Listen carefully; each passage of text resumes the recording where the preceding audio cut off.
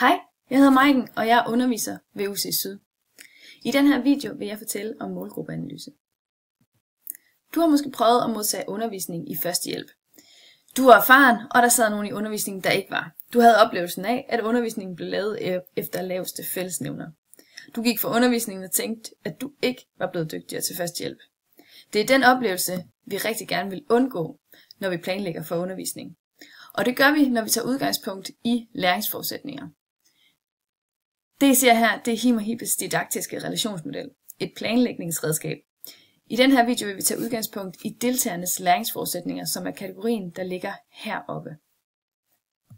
For at blive klogere på læringsforudsætninger, må vi lave en målgruppeanalyse. Her ser I 7 gode spørgsmål, som udgør Tramper Madsens bud på en målgruppeanalyse. Første spørgsmål lyder, hvem er deltagerne?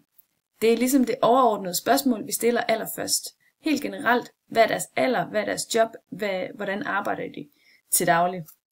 Næste spørgsmål går lidt mere i dybden og siger, okay, hvilke forventninger, hvilke behov har de her deltagere, der sidder i min klasselokale? Har de nogle forventninger om at få nogle redskaber med hjem? Har de et behov for at få trænet noget teori i praksis? Tredje spørgsmål er, hvordan er deres arbejdsdag?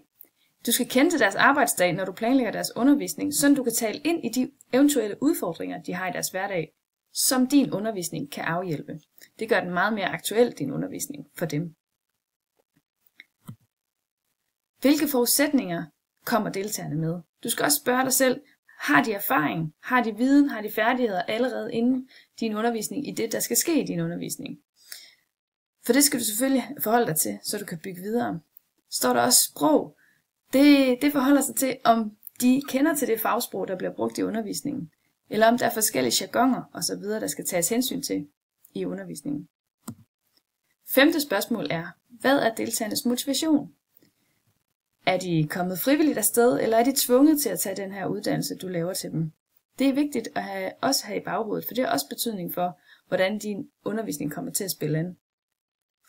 Nu når vi til det 6. spørgsmål, så vi er kommet så langt ind i analysen nu, at vi ligesom opsummerer på de andre spørgsmål.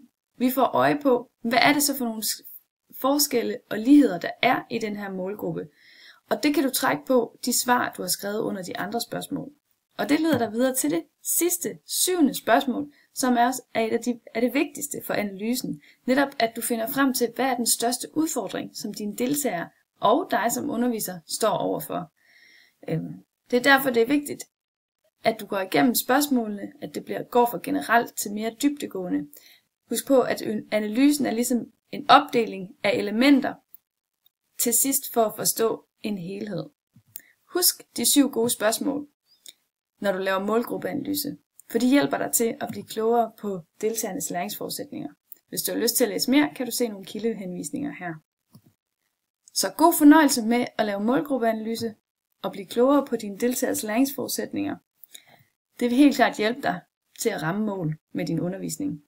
God fornøjelse, og tak fordi du lyttede med.